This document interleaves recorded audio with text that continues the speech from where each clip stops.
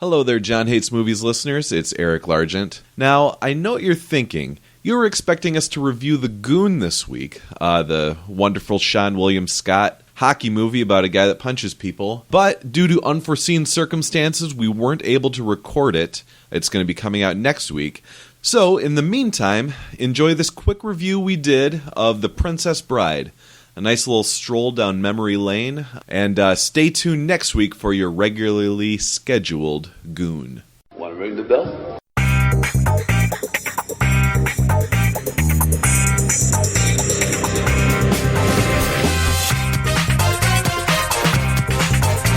I'm taking it back. I'm taking them all back. I have come here to chew bubblegum and kick ass, and I'm all out of bubblegum. I'm a loner, Daddy. Rebel. I am the walrus. Hello, everyone, and welcome to John Hates Movies, the movie review podcast where my friends prevent me from stop that rhyming and I mean it, and force me to watch movies. This week, we have with us Eric Largent. Tally-ho. We have Chris Arsenault. I've been in the revenge business for a long time. Now that it's over, I don't know what I will do with the rest of my life. And James Barrup. My name is Inigo Montoya. You killed my father. Prepare to die. Yes, that's I know it's late, but fuck it. I want it. I love this line. It's the best line ever. Yes. So fuck you. I did it. And I'm your host, John Barrup. This week, have we got a treat for you? Yeah. A real one this we time. do. A real one, yes. As opposed to all those fake treats we've been giving people. Or dog treats. Hey, they don't know that it's not bacon. We watched The Princess Bride. Yeah. That's right. This cult classic comedy romance follows a peasant farmhand as he battles bumbling outlaws and an evil prince to win the hand of his one true love. That really undersells it. Yeah, it does. Starring, and I always pronounce his name wrong, Carrie Elways, Robin Wright, and Mandy Patinkin. Directed by Lughead? No. Yeah, Meathead. Meathead himself. Yeah. Rob Reiner. Uh-huh. So, as is John Hates Movies tradition, the person who picked the movie gets to go first. Oh, shit. Which is me! Oh, okay. I picked this. Okay. Sure. That's right. Yeah, this definitely isn't an episode that just, like, fit in a week that we needed a week off. Yeah, so, like, Not at absolutely all. not. I mean, it's not like we recorded this months ago. yeah, it's not like this episode is in place of the movie that you were expecting to hear next week. I mean, we recorded it sometime in August. In fact, I picked this because on the back of probably one of the greatest game wins of all time, quite frankly, everyone was just completely blown away by my amazing prowess at the game when I picked this movie. Are you from Seg? Because you got that shit completely wrong.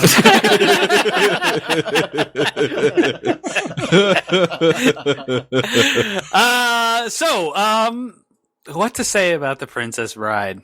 This is going to be a tough one for us listeners because, quite honestly, our reviews are best when we don't all agree and when the movie isn't just fucking absolutely spectacular like this one is. I think this might very well be a perfect movie. Now, I don't say that about much. Really, I think the only thing that I've really said that about is probably Back to the Future. Well, you have been wrong there. What about Rocky? Is Rocky a perfect movie? Rocky's good. Rocky's really good, and it's one of my favorites, but I don't think it's perfect. Ooh. But Good movie, I don't know. I don't think this is a perfect movie. You don't? No, there's plenty that's wrong with this movie. It's a very good movie. It's not perfect. Yeah. I don't know. I'll get into it in my the review. construction of it is really sound. The pacing is spot the fuck on. The performances are stellar, and the writing is really, really solid. If there is any problem with it, It's probably the copious amount of synth that appears in the orchestration.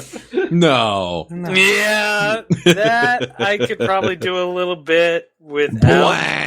If there was synth, I could have sworn those were real instruments. Yeah. And, Buttercup's performance isn't really all that spectacular. But it's on par with Fred Savage's performance. Yeah, that's a little better. Jesus, Grandpa. Yeah. Grandpa should have fucking slapped him after he said Jesus. After he took the fucking Lord's name in vain. Yeah, that's like a thing for other people, for you, but apparently out there it's not really so much. Yeah. Huh. It did take me by surprise too. Like, even as a fully grown man, I try not to say that around mixed company.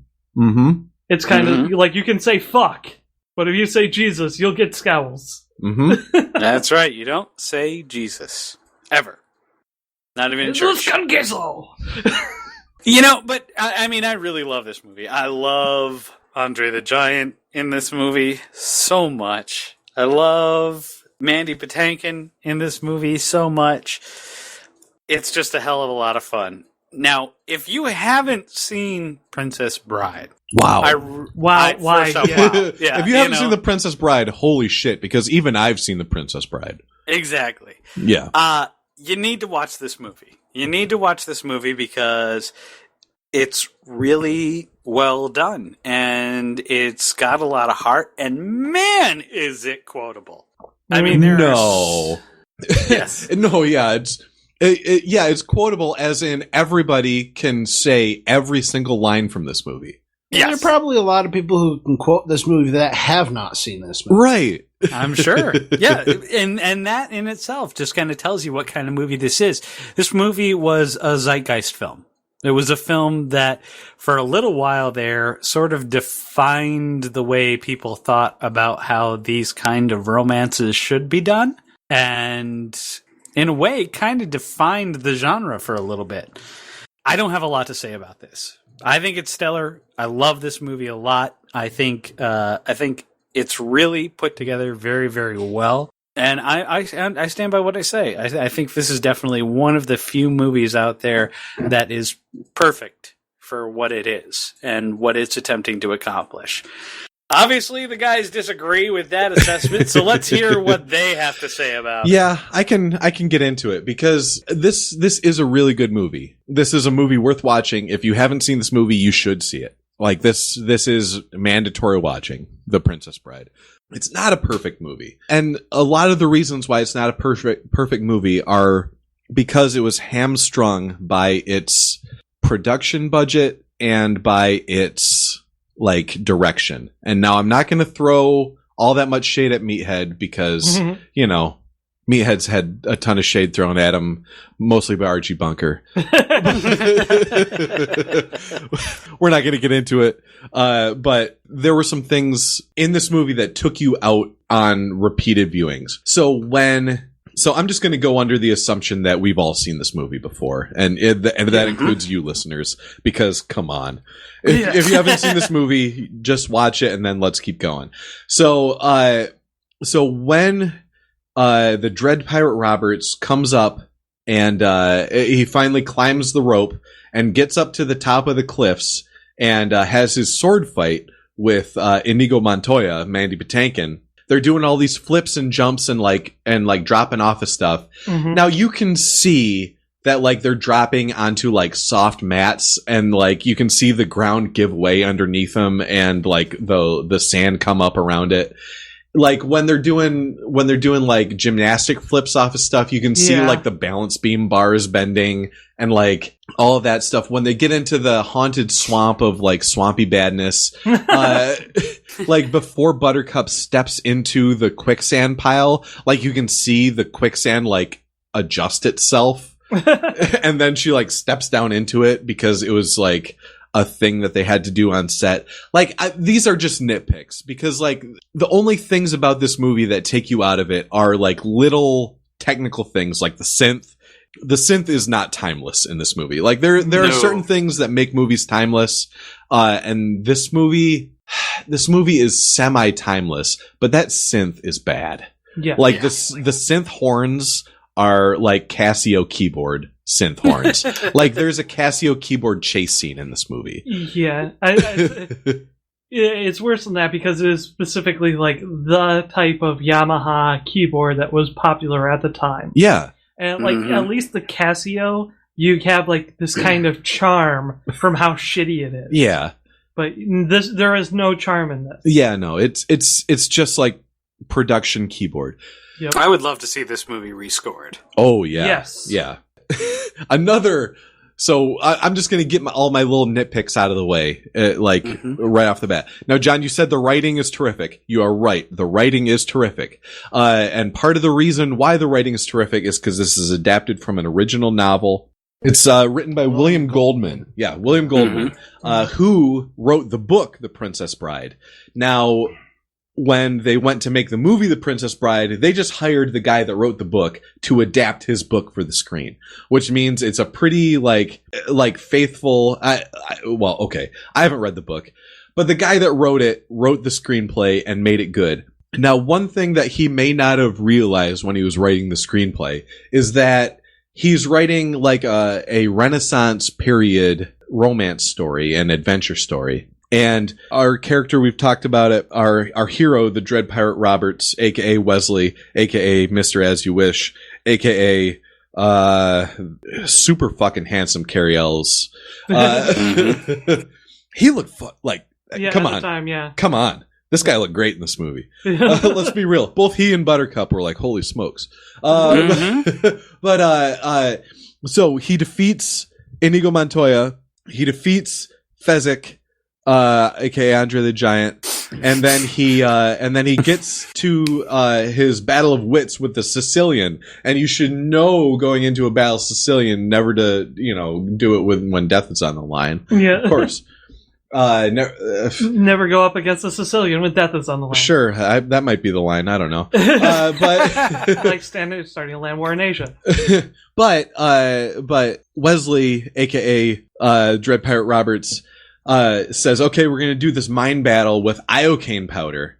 Now, iocane powder is this like, and the Sicilian's like, "Oh yeah, it's from Australia." Now, okay, this is a Renaissance period like story. Australia hadn't even been like discovered by the West until the 14th century. Like, yeah, I know. The Renaissance was like the 16th, I think. No, it wasn't. No, I mean, aren't the two countries that are like named in this movie? Do they even exist in real life? No, Yeah, they're not so real life like, things. No, yeah, but like we're talking about a story that happened forever ago, and then they're referencing shit from Australia, which would certainly not be a thing. Obviously, that's a stupid nitpick too. The Renaissance occurred from the 14th to the 17th century. Okay, thank you. was definitely not the end. Hold on, now I'm looking up discovery of Australia. Australia. Now, obviously, the end of the Renaissance is very different than the beginning of the Renaissance. Australia was discovered between 1606 and 1770. Okay, I just want you to feel you're doing well. I hate for people to die embarrassed. okay. So them when having did they start making it a prisoner colony? in the 1800s. Yesterday.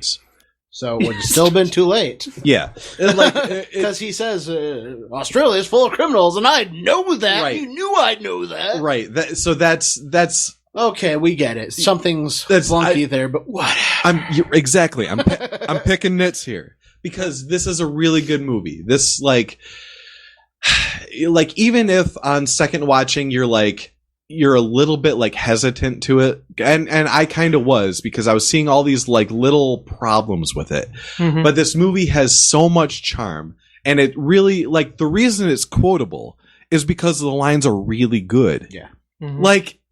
Movies don't get as quotable as The Princess Bride does without it being really well written. And this is really one of the best written movies that we've ever had. It just really is, evidenced by how much of a part of the zeitgeist this movie has become. Like, I'm not a witch, I'm your wife. Like, come on. I feel like, I don't know. Whatever. Everybody's said all these lines a million times. Like when you're a kid in the backyard and you're fencing with your friends, you're shouting out, my name is Indigo Montoya, you've killed my father and prepared to die. Right. Prepared to die. Like everybody quotes the lines from this movie. There is such a shortage of perfect breasts in this world, it'd be a shame to destroy another. Yeah. Oh, yeah. So this movie's really good. Now, I don't know, did any of you recognize who the Six-Fingered Man was? Not until it Christopher came up on Guest. the end, yeah. Christopher Guest. Christopher Guest. Yeah. Oh, heck yeah. So what that ultimately makes this movie, because Meathead directed it, and Christopher Guest was in it. It's a Spinal This Tap. is the sequel to Spinal Tap. Oh, it's a prequel. It's a long-distance prequel. Now, another, like, Spinal Tap is also one of the most quotable movies of all time. Right. This Yes. one goes to 11. Right, exactly. Yeah. Definitely. So what you're saying is we should also not review This is Spinal Tap. Yeah, I guess not, because what else is there to say about Spinal Tap? But, Why didn't you join us in the battle? I couldn't come out of my pod. My pod wouldn't open. Stonehenge, where the mighty roam. Do you think these stones should be a little larger? Yeah. And your review in the Rolling Stone was just 2 words. Shit sandwich. No way. They couldn't say like, that. They can't say It's that. You Did they? can see yourself in it. Yeah, like you are the darkness. Oh, It's a fantastic movie. it really is. And so's this one, though. Yeah, like that's the thing. Both this and This is Spinal Tap are like they're both timeless movies.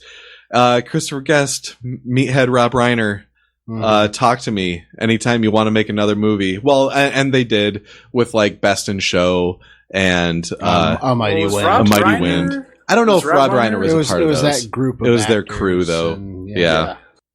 But yes, quite good. To finish up what I'm going to say about The Princess Bride, we'll get into a little bit of... all right, so John, did you recognize any of the great, wonderful stuff on the in the bedroom of the kid in this movie? No, I didn't really pay attention. Why? Is there a bunch of Easter eggs in there? Well, kind of. Like... There's an Easter egg to the greatest running back in Chicago Bears history. He has a poster of him on his wall. Do you know who that is? Nope. Some guy? Yeah, it's William the Refrigerator Perry. Oh. Who was not a running back. He was a defensive tackle, but he ran for a touchdown in the Super Bowl. But yeah, so these people are from Chicago. Just like our illustrious leader Johnny is now from Chicago, and yes, Fred Savage. Oh, yeah. Fred Savage was a huge Chicago sports fan, just like Johnny, and he had posters of the Bears and Cubs all over his wall. When we are introduced to him, he's playing a baseball video game, just like I'm sure Johnny would be. Fred Savage and I are about the same age. Yeah. Probably, yeah. Yeah, you guys should be hanging out. Peter Falk and me are about the same age. No, what I'm going to close with is Peter Falk as the really patient, understanding grandpa in this movie is really wonderful. Oh, yeah. Like Yes. he's so good. Like he's like, okay, listen, Fred Savage, I understand that you don't like these books with the kissing and all that kind of stuff, but I think you might like it. So I'm just gonna you're gonna listen to it. And eventually Fred Savage starts getting too into it. So Grandpa's like, I don't know if that's enough for today.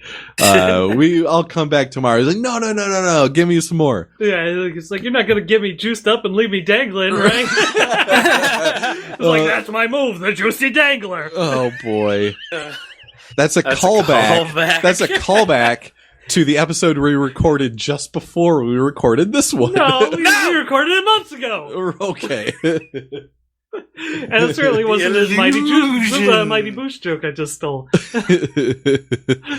But yeah, so Peter Falk is the grandpa or the dad that everybody like really wishes that they had. Like that's gonna like sit down in bed and read him a story. Like, so both of my grandpas were a little aloof. Like I could tell that they cared about me very much, but like, you know, they never read me a book. Yeah. But I was lucky enough that my dad actually read my sister and I a book before going to bed every single night.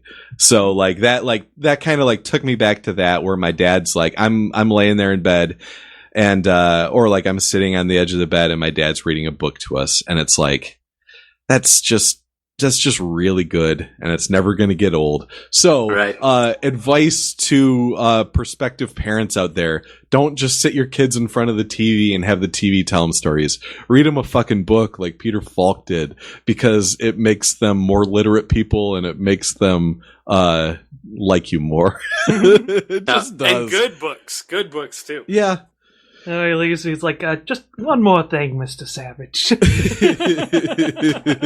Well, when he leaves, he says, "As you wish," which is like awesome. Yeah. Because it's like, well, in my case, so John, you said read them good books. In my case, it was the good book. A lot of nights. No, but he read us other stuff like White Fang and see, that's a great book. Yeah. So, yeah. A little brutal, but good. No, it's a good book. So anyway, this movie hits all the right notes. It doesn't get old. It just doesn't.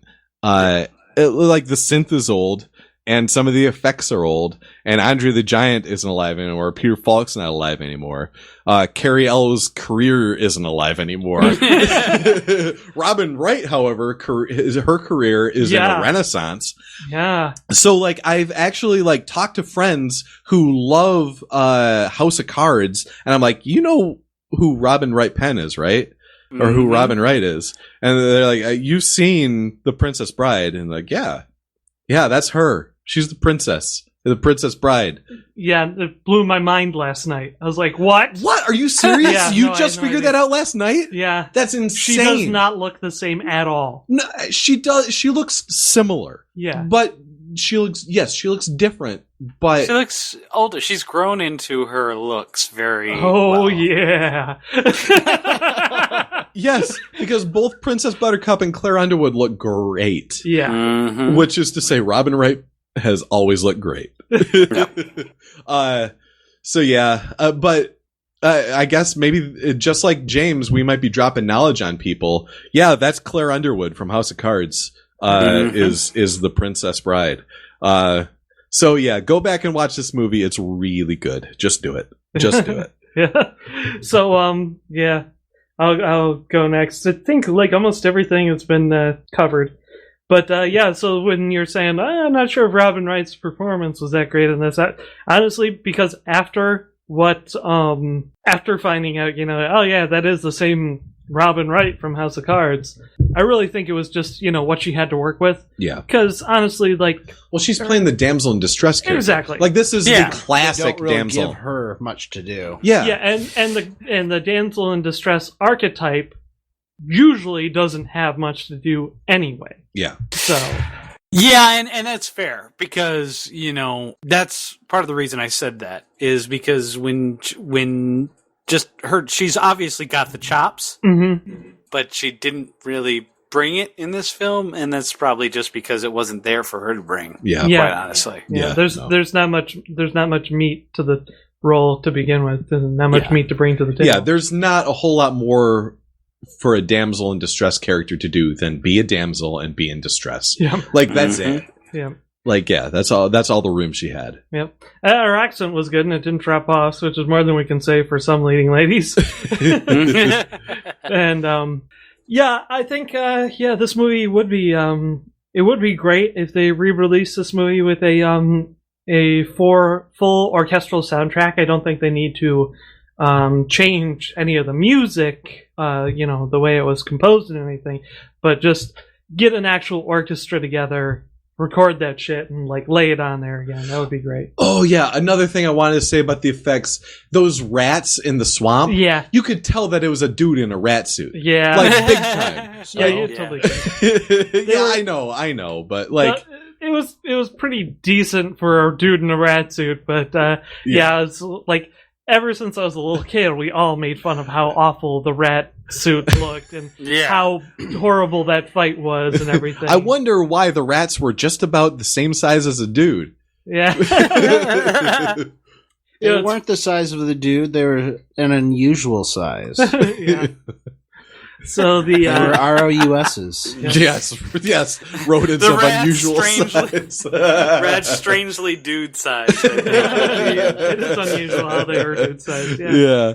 So yeah, like seeing that again though, I was like, oh my goodness, that's yep. But it reminded me of like in like the 1940s and 30s, like even the 20s when like movies were just sort of starting. One of the things that they would do in like kind of fantastical movie productions and stuff like that is they would often take animals and dress them up as other animals to get like, to get like rats of a different size or like big mice or something like that. And it works in a weird way because it looks completely unnatural.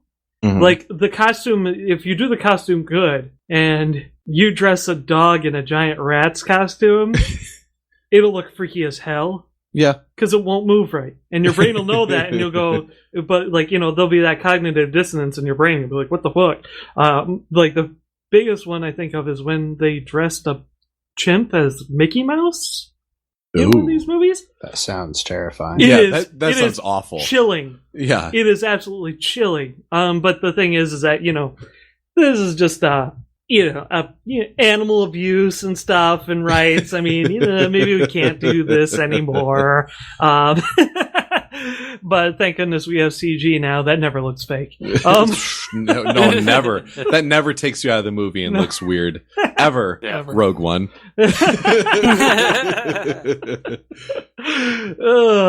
Peter Cushing. Yeah. Like if they would have just gotten Peter Cushing's corpse. It would look more lifelike. Oh, come on. Peter Cushing, before he died, he lived in a place called Whitstable. I only say that because Peter Cushing lives in Whitstable. I have seen him on his bicycle. I have seen him buying vegetables. Peter Cushing lives in Whitstable. I don't get it. What the fuck? It's James. James is making jokes to himself again. Yeah. And once again, we reach the part of the review where we have to ask James. James, are you done? Absolutely not. Come on, Eric, for fucking ever. You're gonna do this. You can cut that whole thing about Peter Cushing. I don't give a shit. All right. So, watching this again, I noticed, and you will probably notice this as an adult, how low the budget was for this movie. Oh yeah. Like I was absolutely like I knew in the past, but I think that like the story was so enrapturing that I didn't catch it. Yeah. The scope of this story is not big, really, at all. And now that like we've watched like a bunch of these movies more with like a critical eye, I'm wondering if you honestly need to frame this story around the sick kid being read to his grandpa, like if that actually adds. It does. It adds something to it. I like it. It does give a good reason why Peter Falk is narrating. Well, and it gives a good buffer to the cognitive dissonance, because if that wasn't in the movie, then it would just be a really cheaply done fantasy movie. Yeah. But otherwise, it's like fantastical story that Grandpa is telling his son. So like things don't have to be perfect, like because that's not what's really going on. That's true. That's Fred a good Savage only has a $12.50 imagination. Found 3 gum wrappers in a bottle cap. So anyway, I was just thinking of terrible fantasies like Lady Hawk and Legend. Yep. Oh yeah, terrible movies. So watching this again, I noticed that the plot, while good, is a little like I don't know. I wouldn't necessarily say weak, but like maybe stretched a little or something like that. Because the plan of the prince is to have somebody to be his fiance. Mm-hmm. So that he hires those mercenaries to kidnap her and kill her on the foreign soil. So he has an excuse to invade. Yeah. When that fails, his second plan is to kill her himself in his bedroom and then magically blame the other country. Sure. Yeah. Yeah. Assassin's Yeah. killing I mean, her on the wedding night. That's like the ultimate, I mean, it's a plan. It's not the best plan. It's a plan. It's a plan. Right, yeah. You would think he'd just say, fuck it, I'm going to attack these people. Which is also an option for him. He is a king. Right? No, he's a prince. Well, he's a prince, but I mean, his dad is the Definitely not there enough to stop him. his dad has dementia. His dad's doddering. Yeah, his Like- dad's daughter. He's not there. He's not in control anymore. Yeah. So that's an option for him as well. Not the best option. I understand why you'd want to give your peasants a reason to join the army and go. Sure. Why not say, okay, so this pirate guy kidnapped my bride to be, saved my bride to be from my mercenaries. He doesn't know they're my mercenaries. He just knows he saved them. He saved this girl. He's in love with her. She's in love with him. I don't really care for her. Lock them both in separate rooms and then, or like later on, sit them both down and go, okay, you guys want to get married. I want to invade a country. Can you say you were kidnapped by the other country? And that you there, the pirate, can you say you saved? It's a lot easier killing people than trusting people, James. I understand that. Yeah, That's true. And it's there does have to be a story there. yeah. Yeah, your story kind of sucks. No, I mean, I get it. It doesn't seem like the best plan. I have killed more people than I have trusted people. Yeah. Which is to say none on both counts. I'm just saying, like, I mean, it is also it might be less of a headache for him to just let them both go and marry and to choose somebody else to Yeah, but work that this would be plan letting with. his ego not get involved. The dude's Yeah. kind of a prick. Yeah, he's a prick, obviously. There's also another thing. He has to... Okay, so he tells his commander guy, or like, head of the chief of police, whatever the fuck, that I've got news that there are spies from this other country in the Thief Woods. Okay, so please clear them out.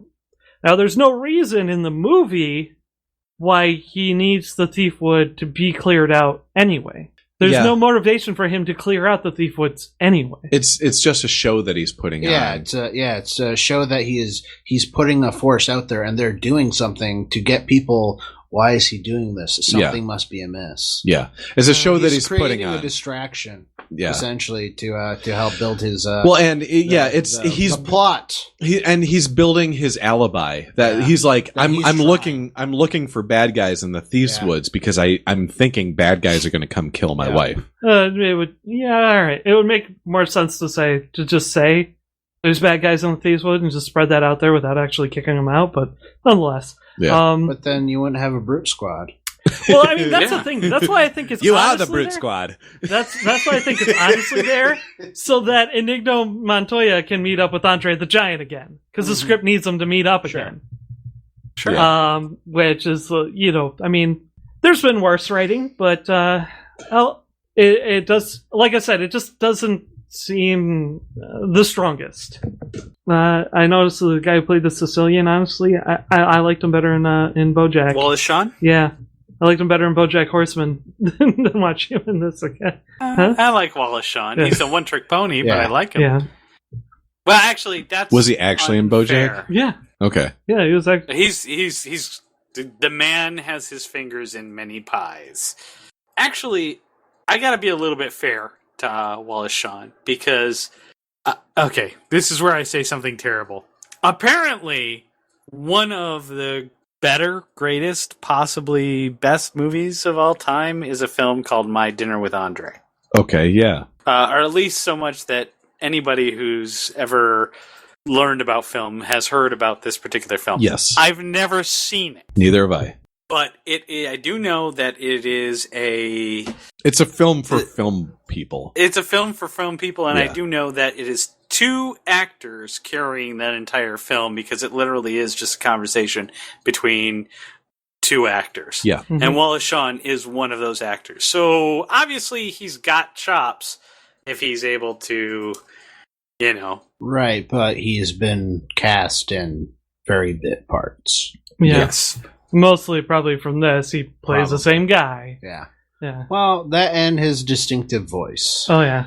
And his stature, you know. Yeah, He tends to get cast as like a lot of times as like a Weasley, like, or not necessarily Weasley, but the disliked. I'm the guy from the inspection service, and I'm going to shut down your. Yeah, and that's because of the way he Shut down looks and the your way he restaurants. sounds. Yeah. Like Yeah. that's Yeah. just the reality of it. So the guy who plays the Dread Pirate Roberts Wesley. Carrie Ellis. Yeah.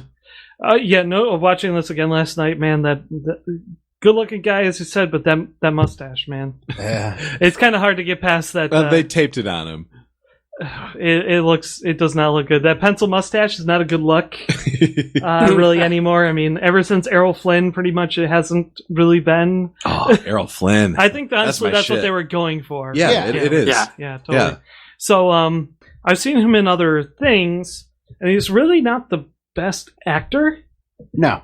But I think that Rob Reiner is like a good enough director, and you'll kind of see this if you watch this. Is he's good at getting good performances out of people, Mhm. and that scene when they're like talking about how many men are outside the gate, and like he's just woken up from death, and he's like can't move and stuff.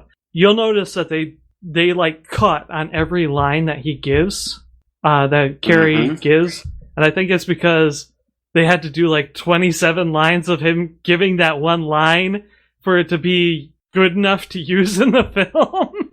Gotcha. Yeah, literally it was like cut and paste, like, we gotta do the shit. Okay, here's the one time he gave a good line. We gotta cut the ends here. Yeah, That's editing, though. That is That's- editing, yep. That's half the job. that's the magic of it. But Uh-huh. that said, he did a good job with the physical comedy and stuff. And man, Christopher Guest, I never knew that was him, and he does I wish that there was more movies of him at the time being a bad guy, because he is actually like super chilling in that role. Yeah. Mhm. Oh, Christopher Guest is just amazing. I mean, Christopher Guest is an actual English lord. I didn't know he was a No, lord. I did not know that. He's in capital L in the House of Lords Lord. He is like sat in like Parliament. Jeez, oh, Pete, that's Like ridiculous. Christopher Guest is the leader of a house. That's crazy. That's amazing. Yeah. I'd love to see him play. I mean, he's getting up there in years. He could still do it, but I wish that at that age he played more bad guys. Yeah. Definitely something a little more chilling out, like a thriller or something. He's not trying to do comedy. She's also very good at it, so. Fair enough. Yeah, the last song though is good too. That's the last thing I was going to say. It's the even though the synth isn't good, the theme song for the movie is actually really good. Oh, yeah. You know it's true. Everything that I do for you. It's not the right one. No. It's No. not. No, it's not. That's the thing. That's why I would love to see this rescored with like a full, Philharmonic treatment to it. I mean, because if they can do it And for honestly, video games. like, the more you say about it, like, I mean, yeah, do it with actual instruments, but I wouldn't want like a whole score, because if they did, they would overdo it. I kind of liked that this film, the music in it was, it wasn't like it was what they used to do it was dates it, but it wasn't really intense, and a lot of it were just very, nominal cues to things. And Yep. Most of the feel scenes like had no music. right. under it I at feel all. like if they actually scored it, it would just wash over everything. Right. It's just redoing those cues that Yes. don't sound so. Actually, Yeah. do Yeah. them with real instruments. That's what I do I'm not saying. want Mhm. like I'm not. Yeah. Don't keep the exact same composition at the exact same spots. Just do it with an orchestra. But at the same time, I'm not that bothered by it. So I am. It gets under my skin. All right. Well, Chris, yes, John. how do you feel about this? All right, I will give the sum of this film with quotes. Oh. As you wish. Mm-hmm. Anyone want a peanut? You seem a decent fellow. I hate to kill you. What about the ROUSs? I see you have 6 fingers on your right hand. We are the Brute Squad. I probably should have done. We are the Brute Squad. See, your friend here is just mostly dead. Have fun storming the castle! There will be no survivors! Wow! True! Wow! I'm going to go back to my room and kill myself. I want my father back, you son of a bitch! Draw your sword. I'm okay with kissing now. Since the invention of the kiss, there have been 5 kisses that were rated the most passionate, the most pure. This one left them all behind. End. Who rated those 5 kisses? Someone. That guy. Some dude. Judge Dredd.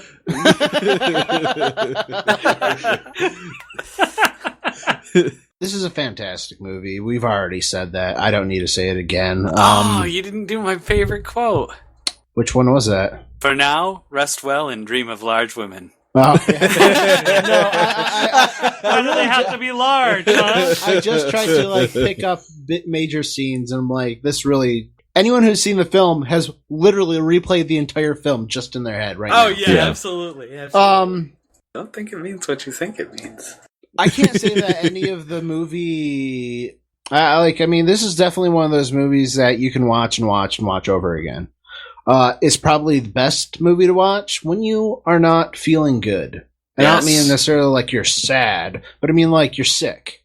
Like, lay on the couch and watch this movie. You don't have to pay in-depth attention. Maybe that'll make you miss the synth notes and the strings or whatever, but it's an incredibly enjoyable movie, and it's full of just full of charm, and it's delightful. Yeah. Yep.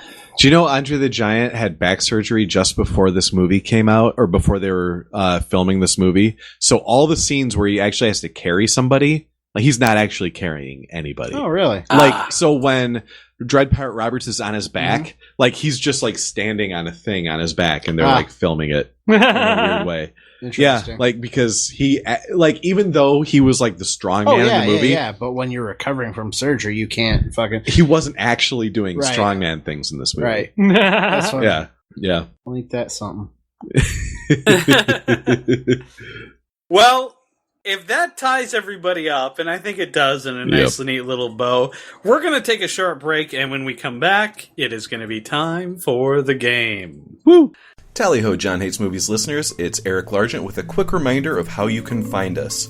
The best way to stay appraised of all of our activity is to follow us on Facebook at John Hates Movies. There we'll post all of our new episodes, as well as whatever we're feeling interested in at the moment. Please subscribe to us on your favorite podcast service, like iTunes, Stitcher, or Podcast and Radio Addict. If you subscribe to us on iTunes, please leave us a comment. We read every single one, and they're much appreciated. You can also follow us on Twitter at John Hates Movies, or follow me on Twitter at Eric Largent. Now, stay tuned for the game and find out what movie we get to watch next week. And if you're feeling adventurous, watch along with us and leave us a comment on Facebook telling us what you thought of the movie. Thank you for listening, and stay tuned for the game. Hello, everyone. Welcome back. It is now time for your favorite part and mine, and it's time for the game. Oh, yeah. Woo! Yeah! Okay, thank you. There we go. And as is John Hates Movies tradition, the person who picked the movie, me, also gets to run the game. However... Twist! I have decided, due to my amazing win last week and how I just absolutely destroyed the game and wrecked it for everybody, I've decided to take a step back, at least for this week, and pass the game duties on to someone who's a little bit more deserving, hasn't had a win in a very, very long time. And that would be Eric! Give me a break. Or when we were figuring out who was going to pick this movie, I was like, yeah, and I'll run the game. No big deal. You could go with that version, the fake news version, or you could go with the straight from the president's mouth version, the one I just gave you.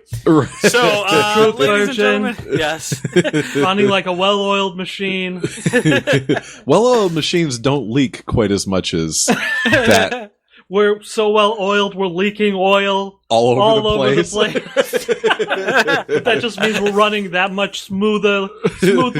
We are so tremendously smooth. You'd be amazed how smooth we are. Your Trump is terrible, James. I know it is.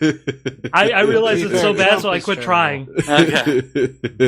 All right, so this week for the game, Chris already kind of went over it a little bit with all of the wonderful quotes from this movie. One of the best things ever is when you quote a movie, but you get it wrong. So I'm going to give you a lead up to the quote, and we're all going to know the quote that comes after it. But you guys are going to have to misquote it in the best possible way that you can think of doing it. Oh, nice. So this is misquote the game. All right. And the first one for everybody is it's when the king is leading Princess Buttercup back to the chamber, and she gives him a kiss on the cheek, and he's like, "What was that for?" And she says, "Because you've always been so kind to me, and I'll never see you again, because I'm killing myself as soon as we reach the bridal suite." Okay. So do we all get a go on this? Yes. I made out with the princess. Bitch, quit bragging.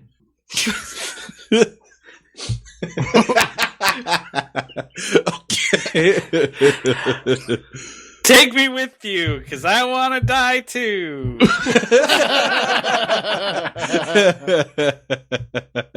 Nice, not bad. Well, those were all fantastically wrong. Yeah. Okay, the next one. Grandpa, maybe you could come over and read it to me again tomorrow. Fuck you! Get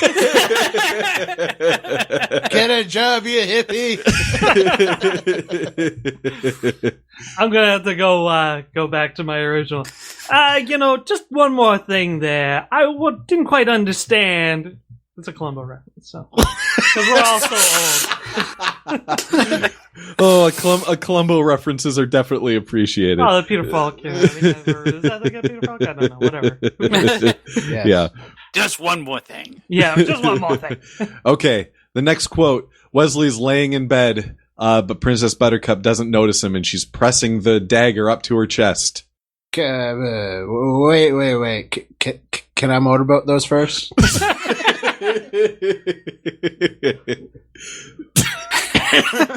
Okay. I'm gonna have to go with the Bard on this one, and by the Bard, of course, I mean the inimitable Joe Walsh, and quote his fantastic classic song, I like big tits, and go I like tits for dinner. No, I like tits for breakfast or a midtime snack. I like tits for dinner, a big tit attack. Okay. Wow. Joe Walsh, ladies and gentlemen. National treasure, Joe Walsh. Yeah. Fuck. How do you follow that, John? Yeah, I'm losing steam, so I guess I'm just gonna say, put down the ducky.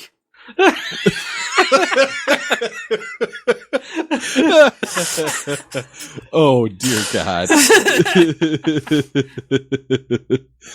All right, the next quote. The Sicilian and Inigo Montoya are gazing over the cliff after they cut the rope, and the Sicilian Vizzini goes, "He didn't fall! Inconceivable!" Keep using that word.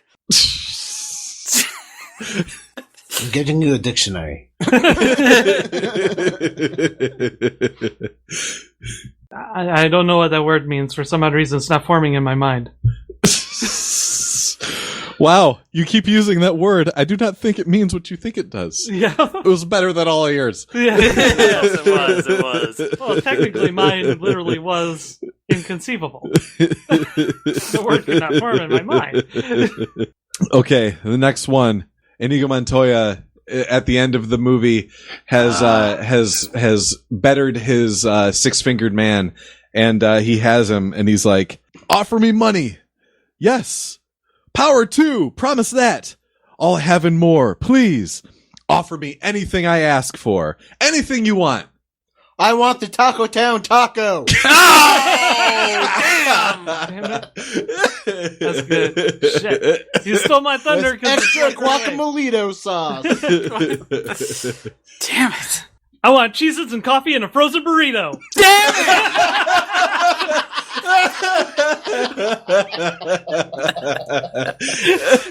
I want to win the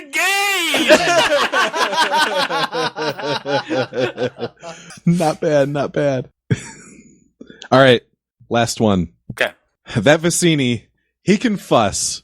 Fuss, fuss. I think he'd like to scream at us. Probably he means no harm. He really very short on charm. You have a great gift for rhyme. Yes, yes. Some of the time. Enough of that! Fezzik, are those rocks ahead? If they are, we'll all be dead. No more rhymes now. I mean it.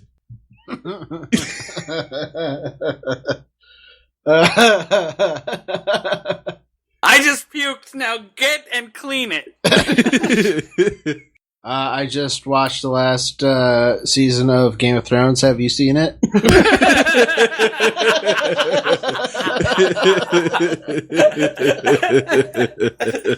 I'm a wizard. I know. I seen it. Hey.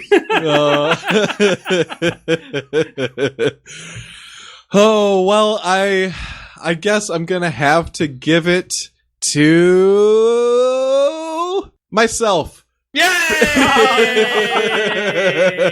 Because, sorry, ladies and gentlemen, you're just, if you're just learning this now, this episode is out of sequence, and we put it in here because we needed a week off. So, He's wrong. We're going to watch Beard Patrol 2, Revenge of Riker Van Dyke. Riker Van Dyke. As long as you choose me as a winner. I want to see this in the theater, and I've been meaning to watch it since they put it on Netflix. Beer Patrol 2, The Revenge of Riker Van Dyke. Well, So you yeah, heard it here.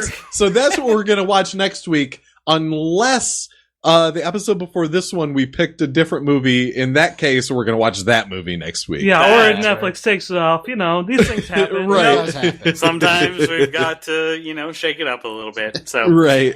so ladies and gentlemen, you heard it here first. Next week, it's Beard Patrol 2. The Revenge of Riker Van Dyke. Good night, everybody. Good night. He wanted a more evil-sounding name than Randolph Hitler. A great big thank you to our staff graphic artist, Tabby Walters, the Weekly Cast, and our listeners. You can listen to our podcast on iTunes, the Stitcher app, through YouTube, or directly on our website. Feel free to send us a movie review suggestion. Every third episode is Listener Appreciation, where we choose from your suggestions. You can reach us through social media, either by liking our Facebook page, John Hates Movies YouTube channel, or following our Twitter at John Hates Movies. Our music was composed by Kevin MacLeod. You can find this track and many more on his website, incompetech.com. Thanks for listening, and tune in next week to hear someone say... She lies and says she's in love with him. Can't find a better goon. She dreams in color, she dreams in red. Can't find a better goon. Can't find a better goon. Can't find a better goon. Can't find a better goon. Goon, coming next week. Listen to it.